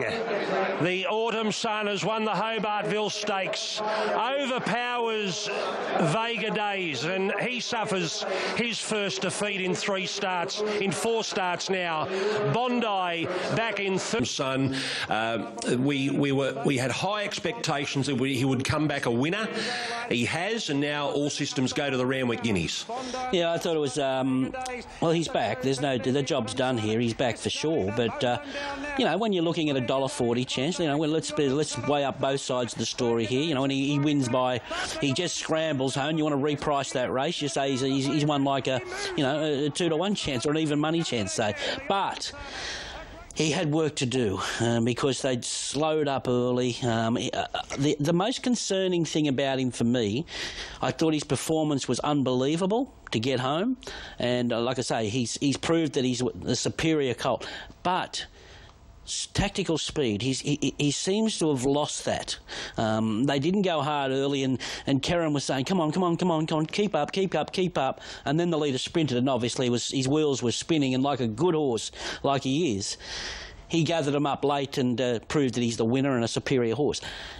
Now that he's an autumn 3-year-old, is he more of the Galileos coming out and him saying, well, oh, come on, get me to 2,000, 2,400. It's not going to happen to 2,400 because of the situation around the sale of the horse. He's going to be a super stallion. But that obviously reflected in his trials that he's lost a little bit of his early speed and that he's looking for a bit further, and even in his physicalities as well. I must say Guineas, and you'll be very short to win that. And then the question is, what does he do after that? So $1.50 to win the Randwick Guineas. The runner-up base. What about in the Doncaster? He's a $3.50 chance there. Now, Duff, obviously, John Massar, who's paid a lot of money to stand him at stud, will want to get a big race against Open Company into his resume. The ideal race is the George Ryder, but there's a big problem standing in his way. But there's a Doncaster at handicaps, beating all comers. If he did that, well, his value rises again, surely. It'd be a lovely race for him if he shows in the Randwick Guineas that he's got more ping at a mile, and he does show that acceleration that we know he's got on a drier track. I think that'd be right on the table. Start. Gator, they didn't go hard early, so this was a win. Agree and agree. 49.98 first 800. So yeah, he didn't go hard. He's ridden along first under pressure. Gets to the outside, but what he's got over a few others who will remain nameless, Hussein, he pins the ears back and absolutely savages the line. Were you worried at all about the Autumn Sun on the turn into the straight? Yes, because I knew the leaders to the eye hadn't gone overly hard. I know the winners, or the runner-up's handy. I know they're handy horses. So, and I didn't think he was loving the wet track either. No. You see, he changed his stride there, 100 to go, knuckles down, and does what good horses do. He won. So, Simon, there was a bit against him there. No pace, wet track, didn't seem to relish it, changing strides. In the end, got the job done like good horses do. That was win number 6 at start 7. You just expect them. Well, he still beat Bondi in for second, so I wouldn't be a knock there. But he was the highlight horse of the day and measured up to what we expected, whereas some in Melbourne did not. No. Well, he's a Group 1 horse. It's as simple as that. So, you know, and he's in it with 55, so he's easy to make a case for, isn't he? Interesting that he has had a long break. Second in a Caulfield Stakes, third in a Caulfield Cup, and second in a Melbourne Cup. If he's better, he's going to take some beats. It's not bad form, is it? I'm hoping that the tempo will be genuine and they'll really roll along. And I think I'm hoping that brings in 50 Stars and Bring Me Roses, who have a little bit of fitness on their side. Material Man's he's going to look away and be the testing material here in the Blamey Stakes over 1,600 metres. Favourite with us at Sportsbet, $3.90. It's been really well supported throughout the day and also throughout the week. Johannes Vermeer just out to $4.40, but not much bigger the exchange. So if you like that horse, the market's saying it's okay for that horse, $4.40. The Answer, my friend, good support for it, $5 coming out of that really fast run race, and 50 Stars is the other horse, just $12 into 10. Top 1600 metres and away. Gallic Chieftain from 2 was probably the best to begin with the answer, my friend, and Material Man is up on the premises, showing speed out wide. Holbein 50 stars behind those, with Manuel pushing up 2. Bring Me Roses in about 7th, and also Main Stage is improving through the field. Manuel led, heading towards the 1250 from Holbein. The answer, my friend, a length and a half. Material Man, Main Stage 2.5. 50 stars. Gallic Chieftain, Bring Me Roses, Cool Chap 2 lengths. Mighty Boss, Tom Melbourne. They were followed by Tabago, Sosi Bon and Johannes Vermeer from the wide gate. Drag back to the end of the field would be 20 off the leader, Manuel. At the 950, it's Manuel 3/4 to Holbein. A length and a half. The answer, my friend, a length. Material Man. A length and a half. Main Stage in 5th place from 50 stars at the 800 metres. Then Gallic Chieftain, Bring Me Roses, Cool Chap from Mighty Boss, and well back Tabago, Tom Melbourne, Sosi Bon. Johannes Vermeer is at the end of the field. So it's Manuel just in front of Holbein, approaching the turn as they slacken mid-race. The answer, my friend, moves up 3 deep. Main Stage behind those from Cool Chap. 50 stars presents to the middle as they're about to go again. Further back in the field, Gallic Chieftain to the outside. Bring Me Roses, with also running on in the centre of the track is Sosi Bon, but it's Manuel at the 300 metres with 50 stars moving up on the outside, and they were followed by Holbein. Sosi Bon down the centre. 50 stars goes for home, 100 to go. Sosi Bon in hot pursuit. 50 stars about a half length. Sosi Bon is coming at 50 stars. Sosi Bon, 50 stars, 50 stars. 50 stars has just beaten Sosi Bon. Third, Cool Chap from Johannes Vermeer. Next, Gallic Chieftain and Mighty Boss, followed by Holbein, Material Man, Tabago and Manuel. Next, Bring Me Roses, Tom Melbourne, Main Stage, and the answer, my friend. Such a talent, 50 stars, and just holds off Sosi Bon. Give him some credit. He tried his little butt off there, Sosi Bon. Cool Chap runs 3rd, but 50 stars, and Johannes Vermeer catches the eye late when he storms down the outside. 50 stars wins. Here's Blamey Stakes. Suddenly, due to the All-Star Mile, just took on a whole lot of more interest. And for Lindsay Park Racing, they train the trifecta. And for David Hayes, his 6th win in the race, going past the great Bart Cummings, who was alongside him with 5 wins. He trains the trifecta. And Gator, he trained 50 stars, who we know is a European bred horse, so he's a 4-year-old by Australian terms, but he's probably about 6 months younger than that. He's a progressive young horse. Absolutely. Got a great burst of speed. You'll see it when they straight up at about the 300. Absolutely joins in like he only just got there. Terrific win. Clock pretty good. Time early 61.3, so as referenced a bit quicker than the Group 1 3-year-olds. Touch slower over 2/100ths of a second. Johannes Vermeer back last from the draw. Look, set a fair task. Spears off the track on the turn. Absolutely launches late. He still last at the 300-metre mark. Wow. So his finale was exceptional. And, yeah, they're the two to focus on, I think. Yeah, and there's the answer, my friend, who's about to come up and challenge for the lead. So there's 50 stars. Green cap with the check colours.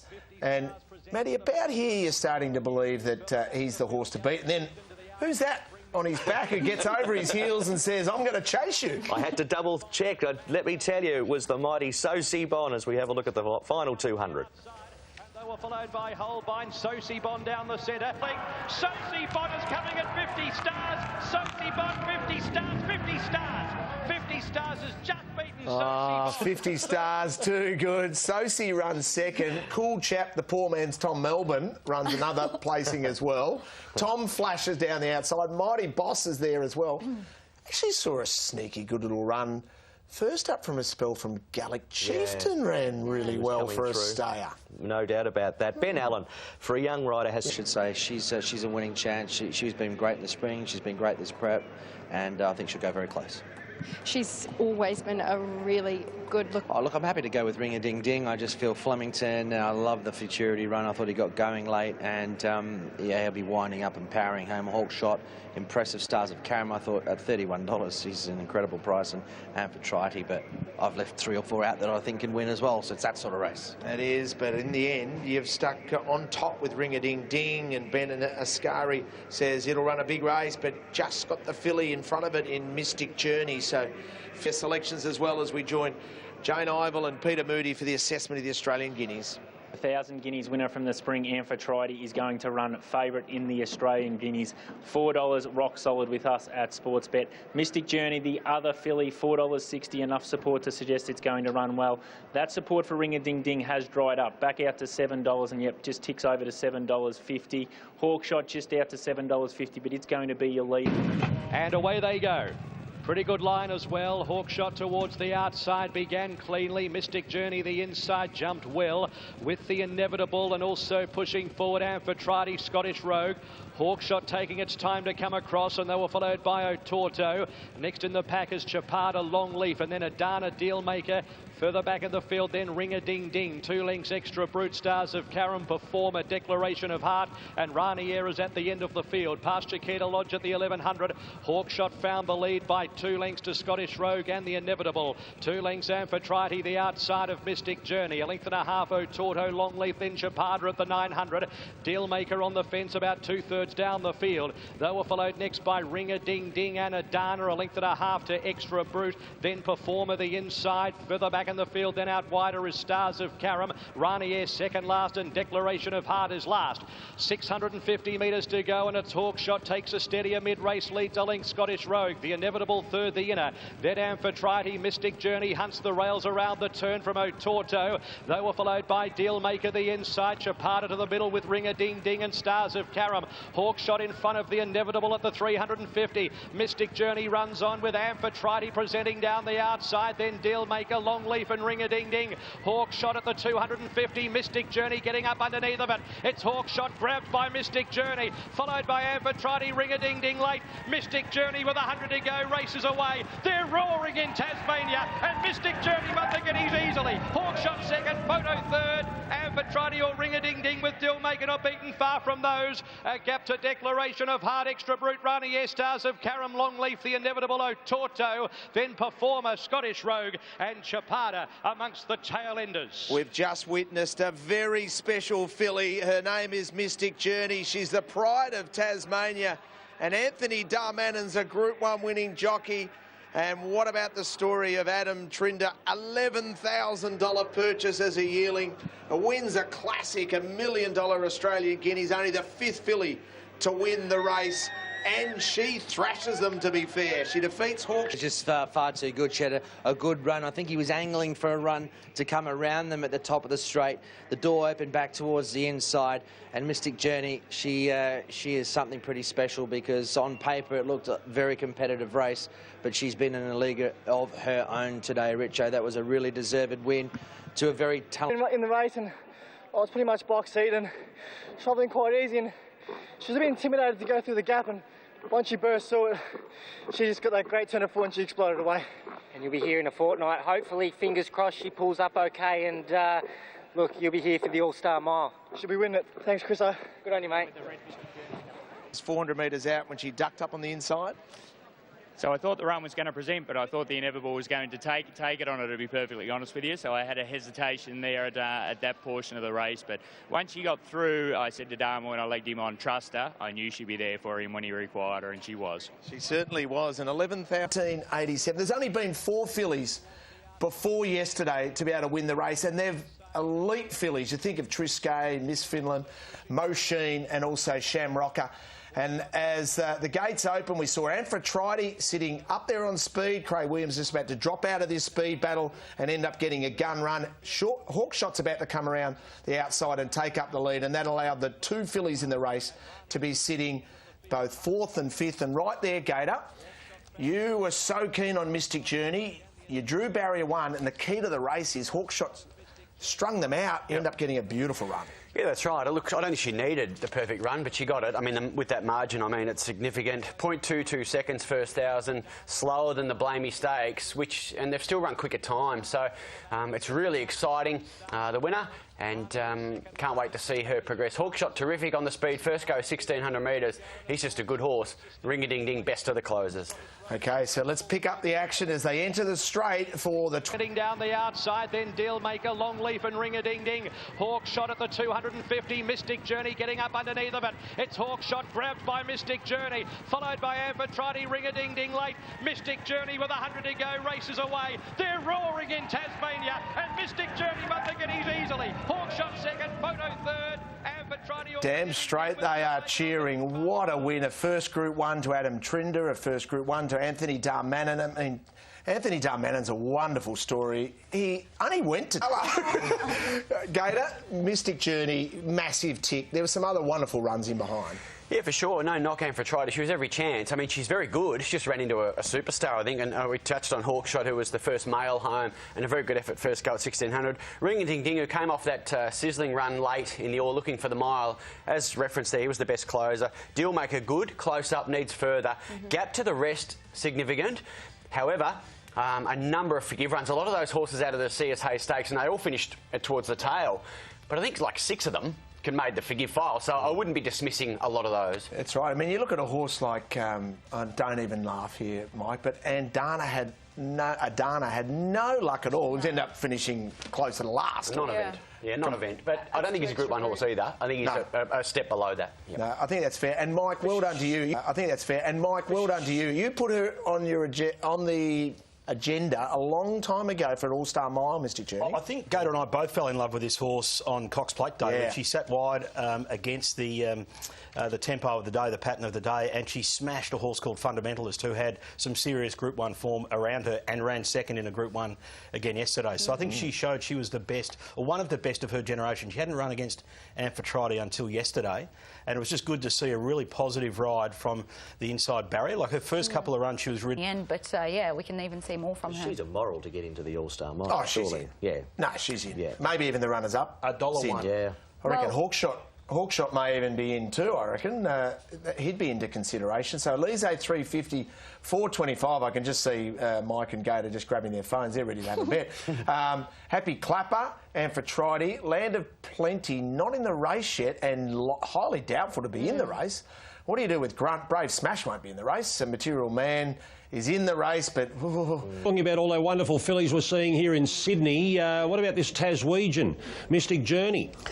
Wow, what a beauty she is. You know, all the time experts and ratings experts were all trying to tell you how big a win it was in the Weight for Age race in Hobart last time, and they were proven correct here. And she is an absolute ripper. What is it, 9 from 12 now? Look how gutsy she is driving through. This is a strong field, and she makes them look second rate. She is a Tasmanian devil. She's a beauty. He was good, the horse from the front there, Hawkshot. He did all the work getting across from the wide draw, and he didn't, you know, give up meekly there. Amphitrite had a hope. Maybe there's more upside to come from her. Dealmaker was great there, and so was Ring a Ding Ding from the back. But it's all about that filly. She's simply outstanding. Norman, shop with confidence if you need it. Underway on Lord Dreams Stakes Day there at Morfordville. Our next is at Randwick with the 2-year-old boys trying to impress ahead of the Golden Slipper. Microphone's the favourite. It's Tony's on top. We'll hear from him next. And the gates open, they're off. Castelvecchio missed it, so did Sun Patch. Cosmic Force, wide out jump well. So did Microphone, and Fiery Red the maiden is burning through along the inside. So Fiery Red and Cosmic Force have it. McDonald switches Microphone off in third. 2 further back to Accession from Sun Patch. Castelvecchio is the last one. Fiery Red and Cosmic Force, the joint leaders at the 800 metres. 2 lengths clear from the favourite Microphone. 2 further back to Accession. Then Sun Patch and Castelvecchio 2.5 lengths away. He'd be about 7 or 8 lengths off the lead now. 600 out, Fiery Red in front. Cosmic Force just being squeezed along in second. Microphone still travels well, followed by Accession right behind him. Then Sun Patch and Parr getting to work on Castelvecchio. Still a long last as they swing up the rise. Fiery Red 2 lengths clear. Now Microphone being popped. The question on the outside of Cosmic Force. Then came Accession. Forget about Castelvecchio, but Microphone stormed to the front and kicked away from Cosmic Force. Accession can't do too much more, but Microphone just 1-2 off to the slipper for you. Microphone won it by 1.5 lengths, Cosmic Force. Boy, Castelvecchio really got going at the end. He got up to run third clearly. Accession plodded from Sun Patch, and last in was Fiery Red. Well, what a wealth of riches they have, Godolphin. This year's 2-year-old crop, their best ever. And here's another winner, Microphone, bringing Melbourne form to Sydney. Microphone number 3, James McDonald, James Cummings. Too good for them. Some proven fillies, but each of those horses, 9, 10, 11 and 12, have looked very good in trials. I've actually thrown the 12 horse in as 4th pick. Perfect. Worst result. The second worst result is a Nud for Tab. So set now, ready for the Sweet Embrace over 1,200 metres. And they're racing. Giselle Ann jumped out fairly. Anna Heed in the blue cap jumped particularly well, with Kiamichi on the improve going to second, a Nude in third. Then came a Perfect Impression, followed by Leaded Paw. Then came Emeralds from Still Single. Giselle Ann, he's being restrained back in the field on the outside of Super Oasis. Couple off to Ice Bar from Dance Too Hard, and Immersement is the last one. So James McDonald takes Kiamichi to the front. Out by a length on Anna Heed. A couple off to Emeralds holding a prominent spot on the rails inside Leaded Paw, and a Nude is caught 3 wide, no cover. Then Perfect Impression behind, Still Single bottled up on the fence. Super Oasis next coming 1 off from Giselle Ann. Then Ice Bath, Dance Too Hard, and Immersement revved up last into the straight now, and Anna Heed in the blue cap moves up on the outside of Kiamichi. Then came Leaded Paw. Super Oasis in a pocket looking to work into the clear, does so now. Emeralds under the stick, and further back to Giselle Ann, but it's Anna Heed taking the lead now from Kiamichi. Still Single with a final shot. 2 lengths down though. It's Anna Heed in front in the Sweet Embrace, and Anna Heed ran out a bit, but Anna Heed will go on and beat Still Single. Photo third, Leaded Paw and Kiamichi. Ice Bath closed off, so did Immersement at the end. Then Giselle Ann from a Nude. Further back to Emerald, Super Oasis and Perfect Impression. Well, she did it on a heavy track on debut, and today she's done it on a dry track. Anna Heed, number 3, wins for Peter and Paul Snowden, and Tim Clark beats Still Single, who runs well. Now have the 3 at the top of the market in the Golden Slipper. To Sort, Exhilarates, and now Microphone into 3rd favourite following this win in the Skyline yesterday. Yeah, wow, he is right on target for this Golden Slipper. He ran very nice time there yesterday. He did it stylishly. He's holding good condition, and he has to be talked about as a leading Golden Slipper chance. I thought the second horse here, Cosmic Force, is still on the improve. He's done a good job there.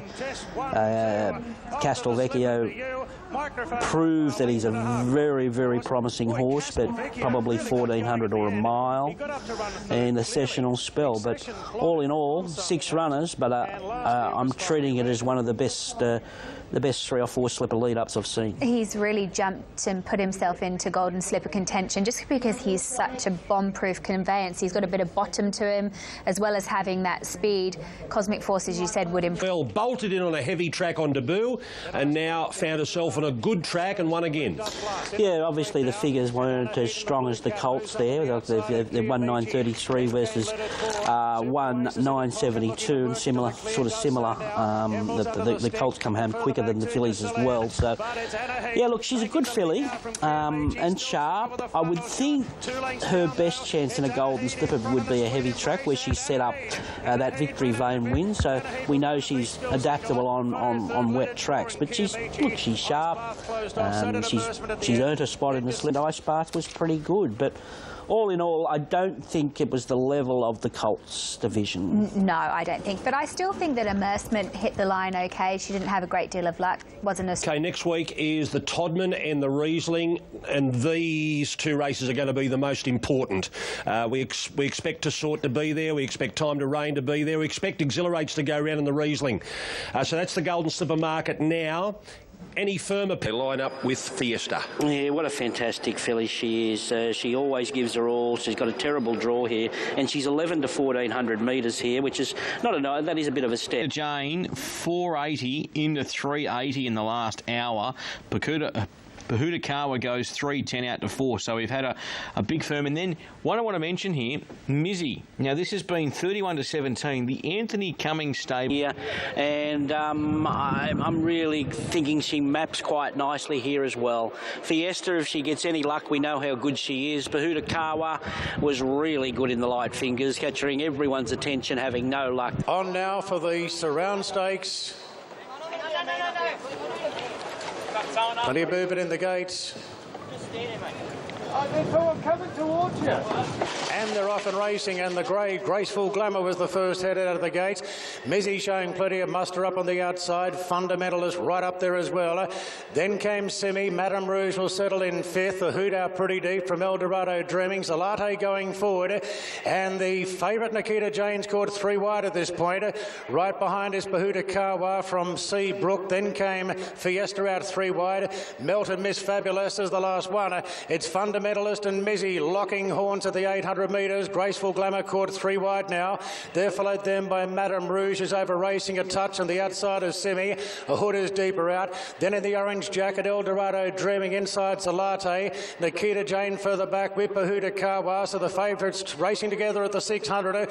Then Seabrook, Fiesta out wide from Miss Fabulous and Melt back on the rails. Racing to the turn, Fundamentalist and Mizzy head and head around the corner from Madame Rouge, who puts herself into the picture. Simi right behind from Graceful Glamour. Further back then to going between runners. At this point is the Latte down to the 250.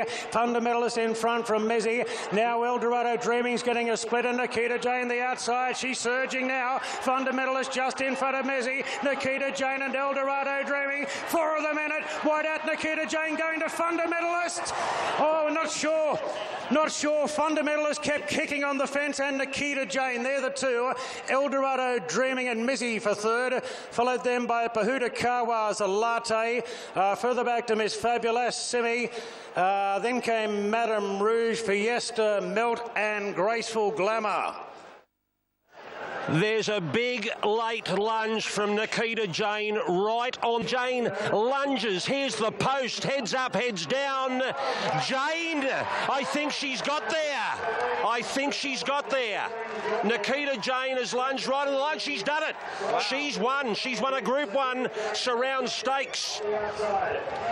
She's outstanding.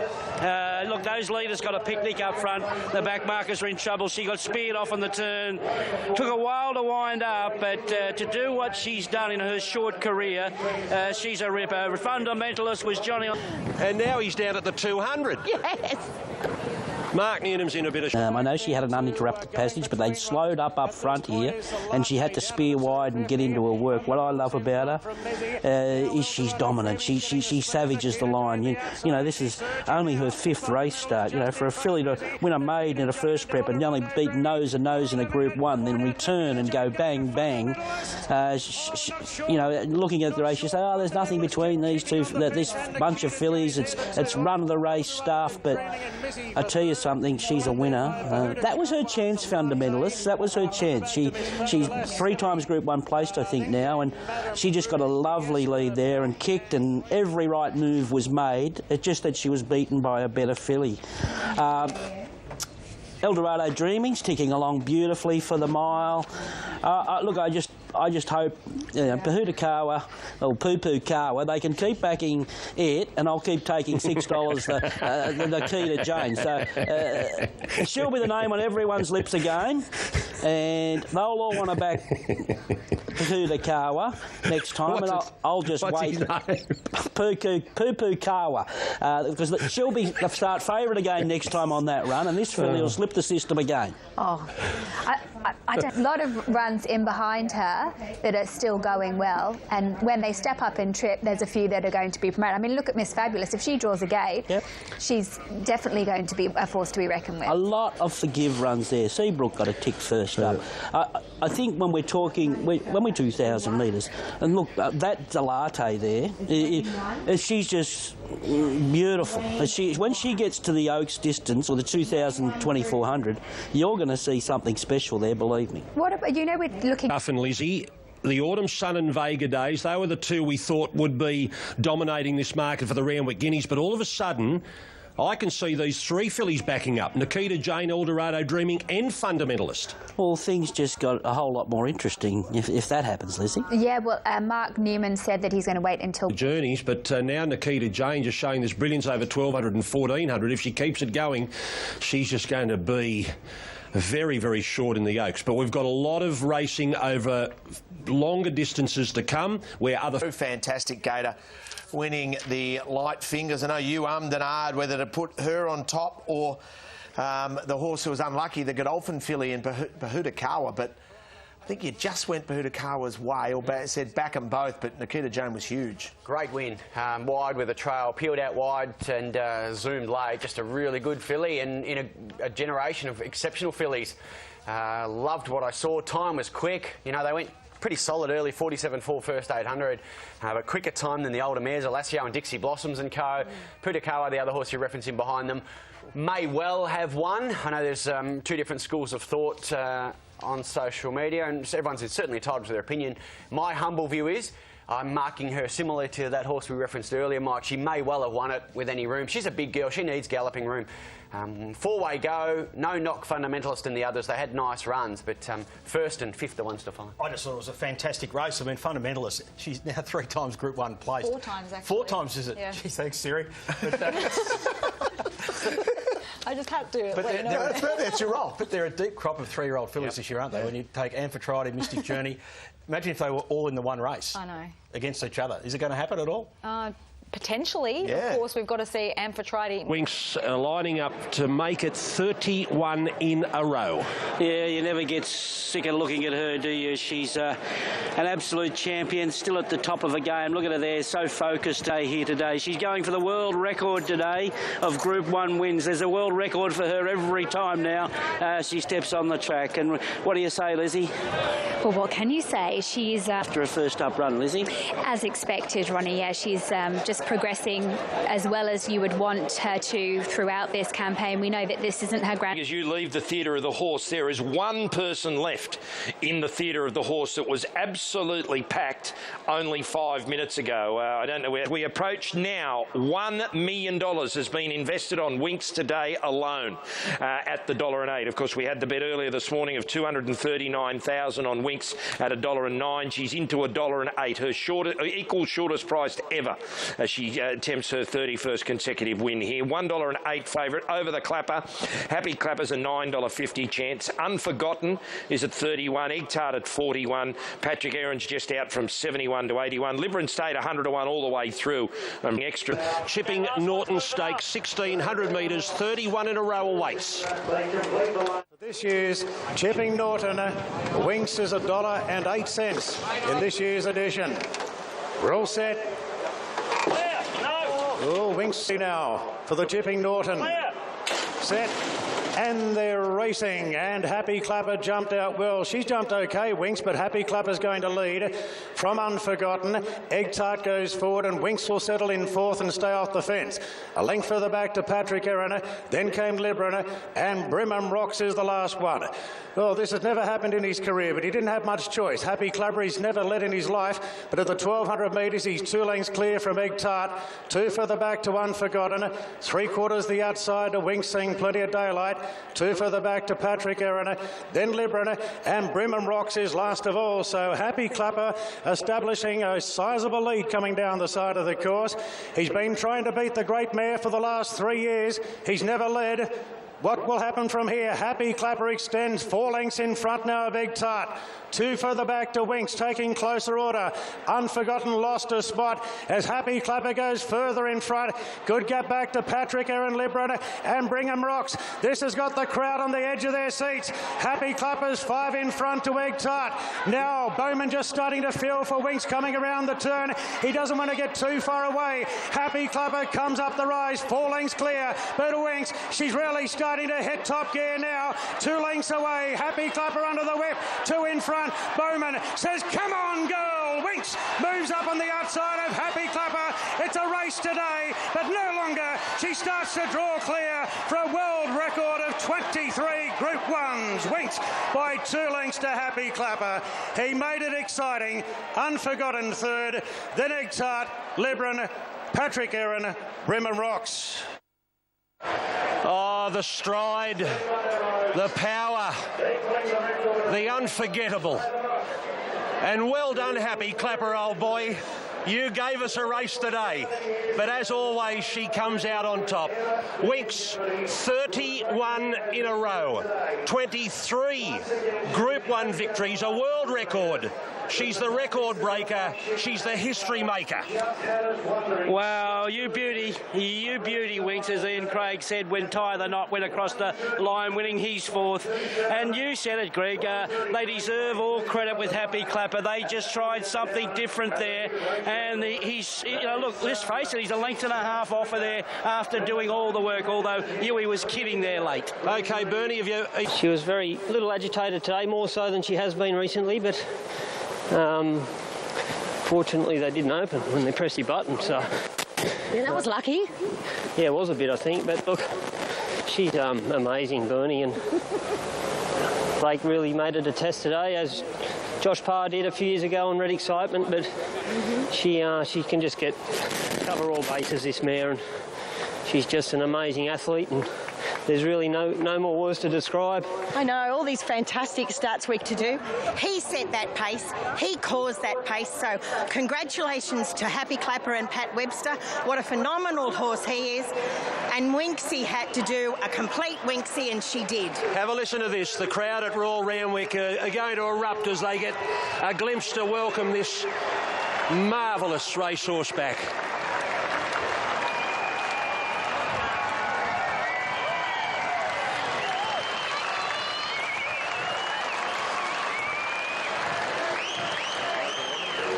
I love her, Pete. Oh, mate, everyone loves her. You love her. I think I love her as much as everyone else. Yeah. She's one of the family. Well, we've spoken about Happy. We hope everyone else is enjoying the ride as much as we are. And all going well, 2 more times. Slip a day, it's going to be packed at Rosehill and then back here at Randwick. Yeah. My goodness, we'll see a record crowd. Let's just hope it all falls. It was certainly no easy feat, and I thought before the race Winks will either beat Happy Clapper if they go too slow or if they go too fast, and I'd say they almost got it right. And what I'm saying is, under pressure she's very good, so it was a good test for her, and it'll bring her on nicely for her next couple of runs. We didn't want her having a walk in the park by any means, because they need stimulating, and we can't do it at home. They need to do it under race conditions to get that final bit of fitness into them. So it's looking good for, I think it's 3 weeks' time, and then 2 weeks after, or 3 weeks after that, it's the grand final. What were you thinking when it was race record 1:33.27, 34.96 the last 600? She wins, she beats Happy Clapper, Unforgotten, and Egg. It's not all about the champion, it's about the challenger as well, and that was a big challenge that Happy Clapper put up yesterday. It was a real race on a track where they weren't anywhere near race record time, so it was below average as far as times was concerned on the track, and they've gone out and she's broke her own race record, so that's a tough run for her. I was sitting back there, and Bernie was talking to you, and he was still, and the horse in the blue colours went past, and I thought, this crowd's messed this up. They thinking that's Winks. They're giving her an ovation. Little did I give I didn't give the crowd enough respect. They knew that was a performance and a half from the runner-up, and he earned every bit of that applause. They knew they'd seen a horse that had given his all, and they stood up and applauded, and you don't see that often.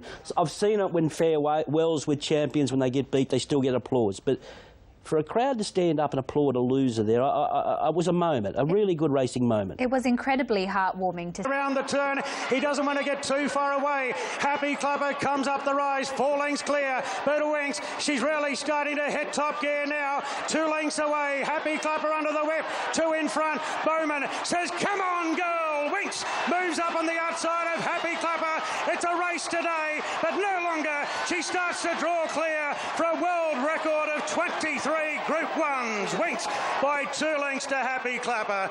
He made it exciting. Unforgotten third. Then Egtart, Lebron, Patrick... Duff and Lizzie, Hugh Bowman and Chris Waller keep talking about this horse being able to sustain a run longer than any other horse. And that was just proven when you see Huey niggling at her so far from home. And she probably doesn't quicken, she just sustains this run.